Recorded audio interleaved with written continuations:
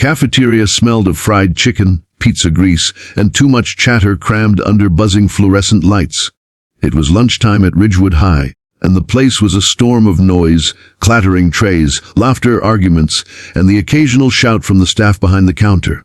In the corner, 3 boys were already plotting something stupid. They always did. Jake, the tall one with a sharp jaw and a habit of cracking his knuckles to look tougher than he really was, leaned forward over his tray and whispered something to Kyle and Brent. Kyle smirked, his eyes narrowing with that mean gleam that always surfaced when he spotted weakness. Brent just laughed too loudly, already eager for whatever Jake was about to stir up. They were the self-appointed kings of the cafeteria, 3 bullies who thrived on humiliating others. Today, though, their eyes weren't fixed on the usual kid they liked to torment. Today, their gaze shifted toward the new girl. She sat alone at the far end, a tray untouched in front of her, her posture straight but slightly tense, as if she knew all the eyes on her. Her hair was dark and neatly tied back, her clothes simple but pressed clean, and she didn't seem like the kind who craved attention. She wasn't on her phone, she wasn't reading, she wasn't trying to blend in either. She just sat there quietly, scanning the room like she was studying every detail, every person, every move. That alone made her stand out. Jake saw it, Kyle saw it, Brent saw it, and that was enough reason for them. "New girl thinks she's too good for us," Jake muttered, his lips curling. "Look at her, all stiff and proper, like she's a princess or something."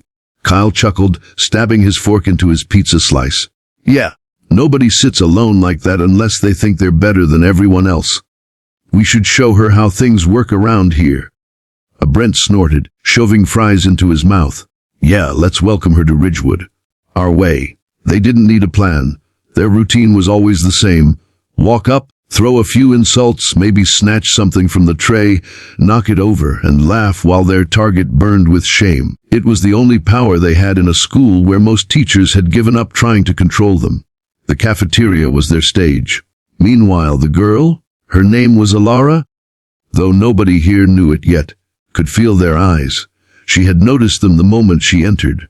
She had noticed the whispering, the way they leaned toward each other, the sharp glances in her direction. She had been through this too many times before, in too many places, and though she wished this school would be different, she could already tell it wasn't. She tightened her grip on the water bottle in her hand, her mind quietly preparing. Jake stood up first. His chair screeched back, drawing a few looks from nearby tables. Kyle and Brent followed, grinning like hyenas.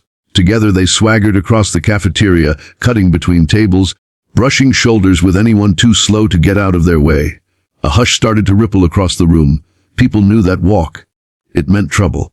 "Hey, new girl." Jake's voice rang out loud enough for half the cafeteria to hear. He slammed his palm against her table, making her tray rattle. Ellara looked up at him slowly, her face unreadable, her eyes steady.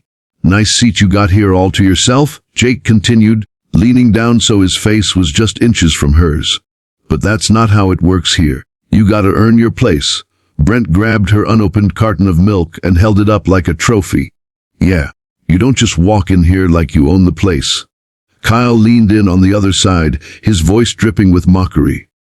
"So what's your deal, huh? Too good to sit with the rest of us? Think you're better than everyone?" The cafeteria went quiet. Even the usual chatter seemed to fade, all eyes waiting to see how the new girl would respond.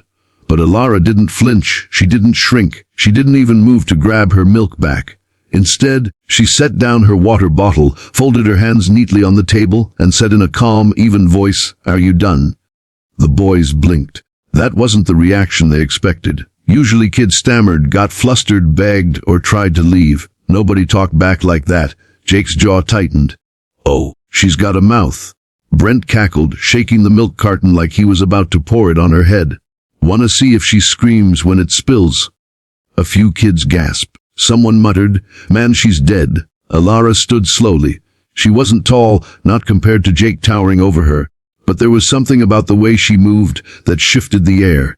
She pushed her chair back calmly, stepped away from the table, and looked each of them in the eye one by one. "You don't want to do that," she said, her tone still measured, almost polite. Jake laughed, a harsh bark. "Or what? What's the new girl gonna do, cry?" The next second, everything changed. Brent tilted the milk carton, ready to dump it over her head. But before a single drop fell, Elara's hand shot up, lightning fast, grabbing his wrist with a grip so strong he yelped. The carton slipped from his fingers, splattering harmlessly to the floor. Gasps echoed across the cafeteria. "Let go," Brent hissed, trying to yank his hand back. But Elara twisted his wrist just enough to make him stumble forward, slamming into the edge of the table with a groan. She released him just as quickly, and he staggered back, clutching his arm. Jake's eyes widened. Kyle blinked in disbelief. Nobody had ever done that to Brent. Nobody. You think you're tough?" Jake snarled, his pride burning. He shoved at her shoulder, but the shove never landed the way he wanted. Elara sidestepped smoothly, grabbed his forearm, and redirected his own push into the table. His tray flipped, spaghetti flying as he crashed down into his seat with a stunned grunt. The cafeteria erupted. Half the kids were shouting, half were laughing, and everyone was on their feet. Kyle, red-faced and furious, lunged at her. He swung a wild punch, sloppy and fueled by anger. Elara ducked, her braid whipping behind her, and in one fluid motion, she pivoted and kicked the leg of his chair. It slid out from under him, and he crashed onto the floor with a loud thud. Silence. Then an explosion of noise. The three bullies were sprawled, stunned, humiliated in front of everyone. Elara didn't even look flustered. She adjusted her shirt calmly, picked up her water bottle and glanced around the room. Every pair of eyes was on her. Some were wide with fear, others gleaming with awe. Nobody had ever stood up to Jake, Kyle, and Brent like that, and certainly not in less than 10 seconds. She turned back to them, her voice steady but sharp enough to cut through the chaos. "Next time you want to attack someone," she said, her eyes narrowing, "make sure they're weaker than you. Otherwise." She let the silence hang, then stepped over Kyle's fallen chair and walked out of the cafeteria without another word. The three boys scrambled awkwardly, their faces red, their pride shattered. They weren't laughing anymore. The cafeteria roared with whispers, shouts, and laughter that wasn't theirs. For the first time, Jake, Kyle, and Brent weren't the hunters. They were the prey, and everyone knew it.